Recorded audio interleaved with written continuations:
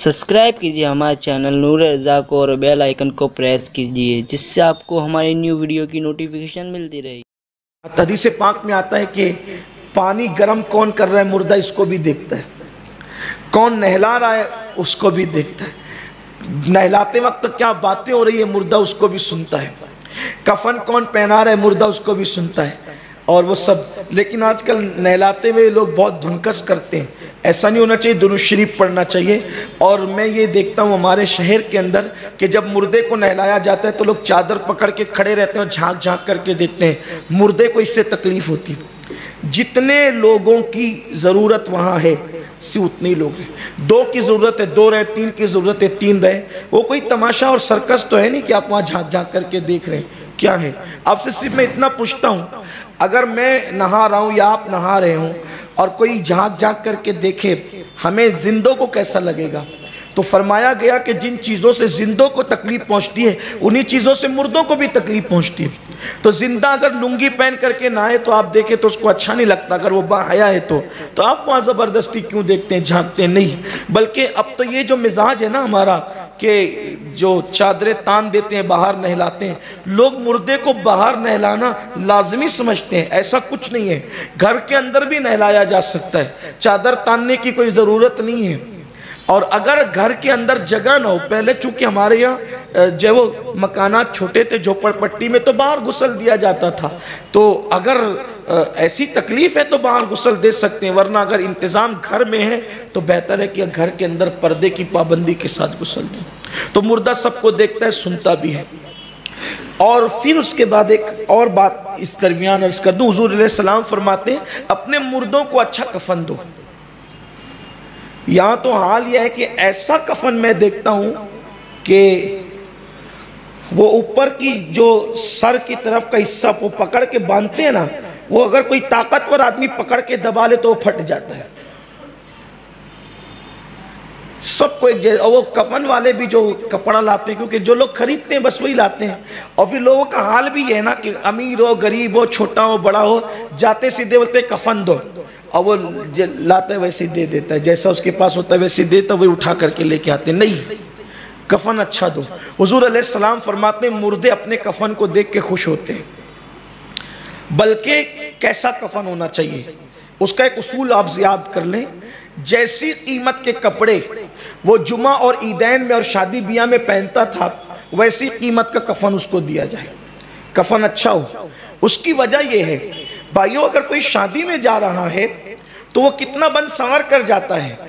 अब हमारा तो ईमान है कि वो तो जा रहा है हुजूर के दीदार के लिए, इतनी बड़ी हस्ती के दीदार के लिए जा रहा है, तो फिर उसके लिए तो कोई अच्छा ही लिबास होना चाहिए। इंशाअल्लाह तबारक व तआला इसका आप ख्याल करेंगे। फिर मेरे आका सल्लल्लाहु अलैहि वसल्लम फरमाते हैं जनाजा जब लोग ले करके चलते हैं तो भी मुर्दा सब बातों को सुनता है। एक और अहम बात मुसलमानों के मोमिनों के फ़ायदे की, जब किसी की मैयत में जाओ ना उसके जनाजे में, तो प्लाट की, रिश्तों की, दुकान की, मकान की बातें मत किया करो, बल्कि मुर्दे की तारीफ किया करो। दो चीज़ें करो, या तो अल्लाह का जिक्र करो या तो मुर्दे की तारीफ करो। देखो हर इंसान के अंदर कितना भी बुरा हो, कोई ना कोई खूबी तो उसके अंदर होती है, तो उसकी खूबियों का जिक्र करो, क्योंकि अल्लाह तबारक व ताला उसकी मैयत में फरिश्तों को फैला देता है। फरमाता है जाओ और जा करके सुनो कि मुसलमान इसके बारे में क्या बात कर रहे हैं। फरिश्तों को अल्लाह भेजता है कि उसकी मैयत में कि जाओ और सुनो कि मुसलमान, हालांकि वो सब जानता है, लेकिन रहमत खुदा बहाना मी जो है, बख्शने के बहाने तो देखे मेरे अल्लाह की बारगाह, उसे कैसे बख्शने के बहाने आते।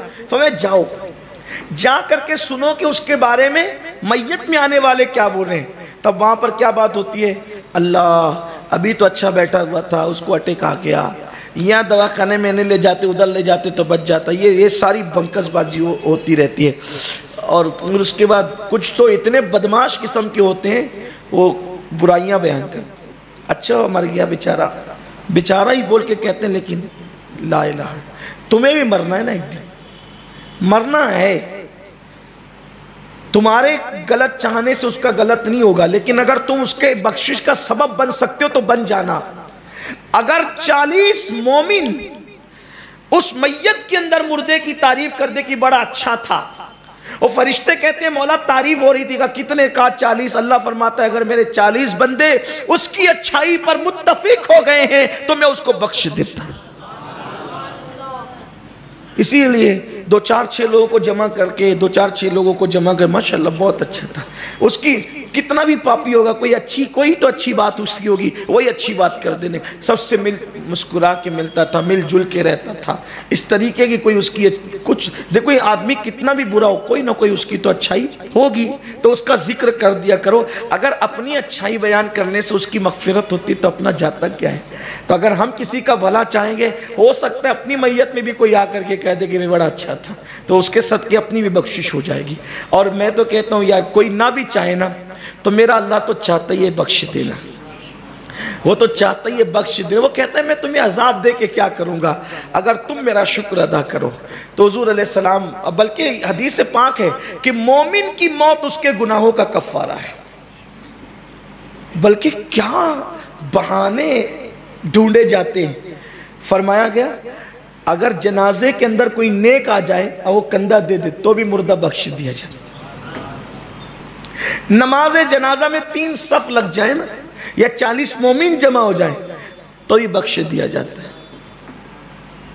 اور خاص بات کہ نہ 3 صفیں ہوئی، نہ 40 لوگ جمع ہوئے، نہ کسی نے تعریف کی، فرمایا گیا ہائے ہائے کیا انداز ہے بخشنے کے، اگر کسی بخشے ہوئے مردے کے قریب اس کی قبر بن جائے تو بھی اللہ بخش دیتا ہے۔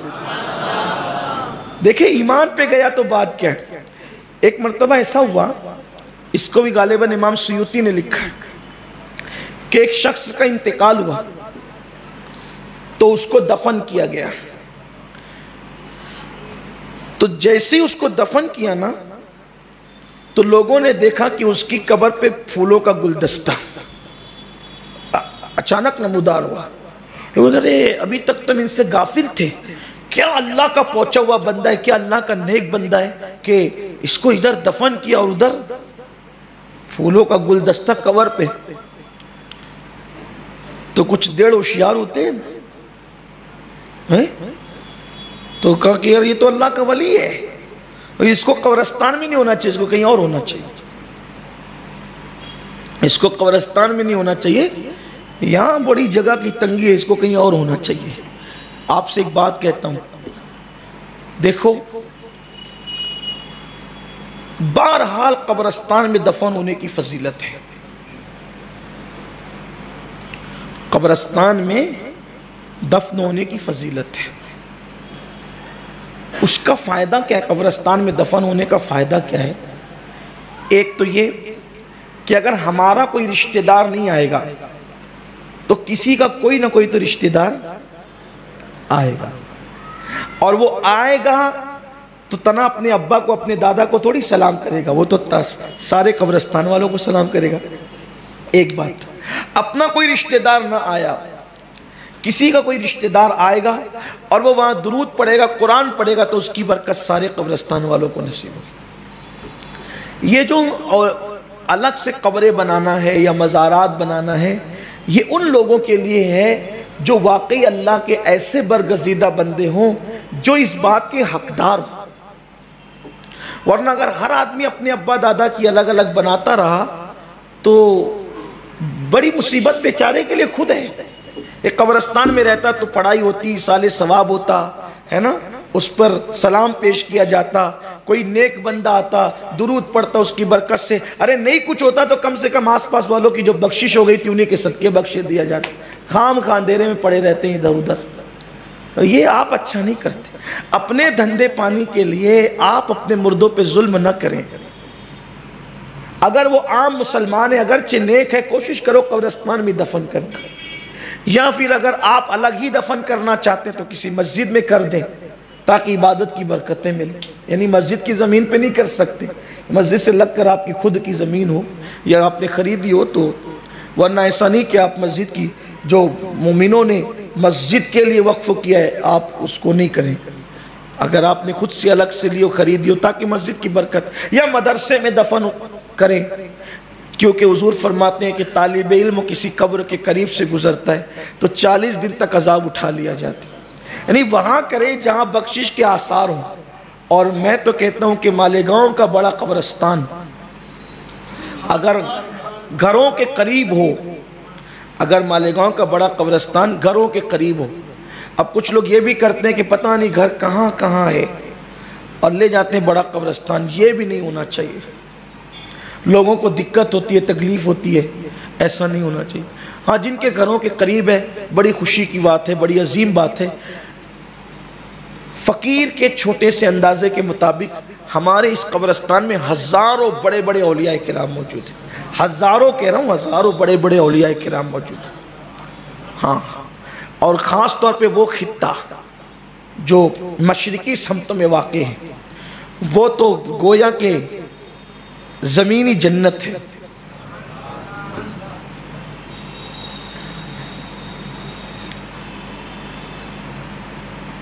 اگر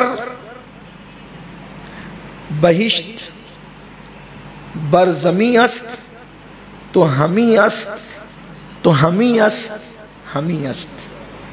اگر روئے زمین جنت پر ہے تو جس پر ولی دفن ہوا ہے اس زمین کے ٹکڑے کو یہ کہنے کا حق ہے کہ میں جنت ہوں، میں جنت ہوں، میں جنت ہوں، کیونکہ رسول اللہ نے فرمایا کہ مومن کی قبر جنت کے باغوں میں سے ایک باغ ہوتا ہے، خطہ جنت ہے، زمین کا وہ ٹکڑا جہاں اللہ کا ولی دفن۔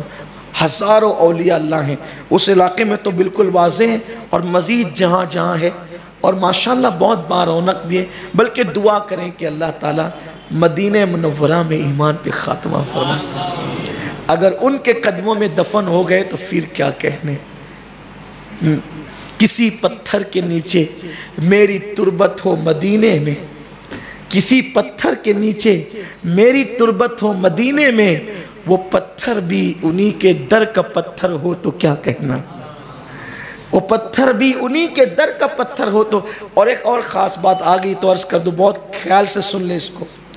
اگر کوئی بندہ دل کی گہرائیوں سے مدینہ منورہ میں مرنے کی تمنا کرے اور اس کو کہیں پر بھی موت آ جائے تو فرشتے اس کو مدینے میں دفن کر دیں۔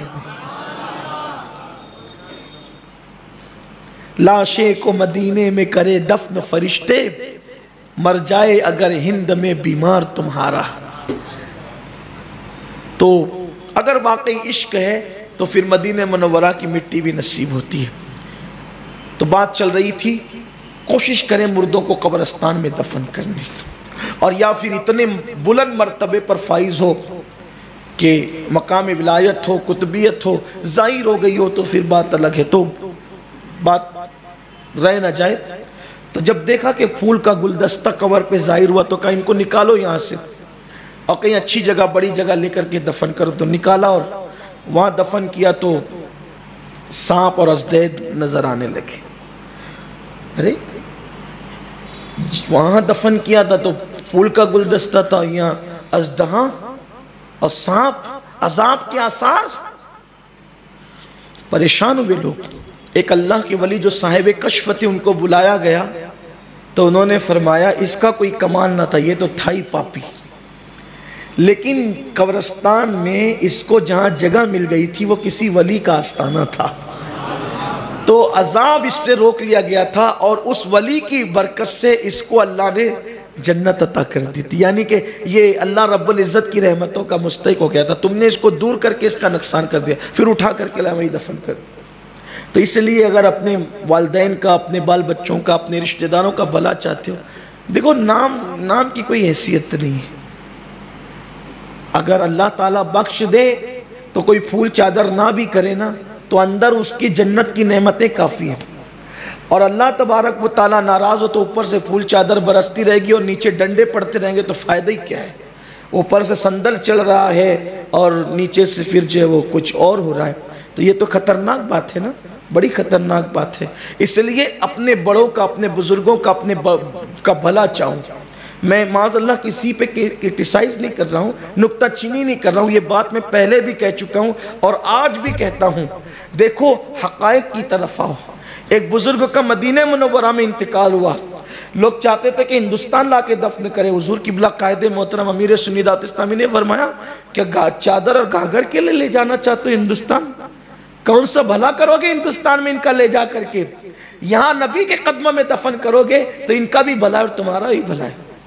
کہا کہ اگر یہ بزرگ حیات ہوتے اور یہ ان کو کہا جاتا کہ آپ کہاں مرنا چاہتے تو ان کی تمنا کیا ہوتی؟ مدینہ منورہ ہی میں نا. تو جن کو اللہ نے مدینے میں مرنے کا شرف عطا کیا آپ اسے ہندوستان کیوں لے جانا چاہتے ہیں؟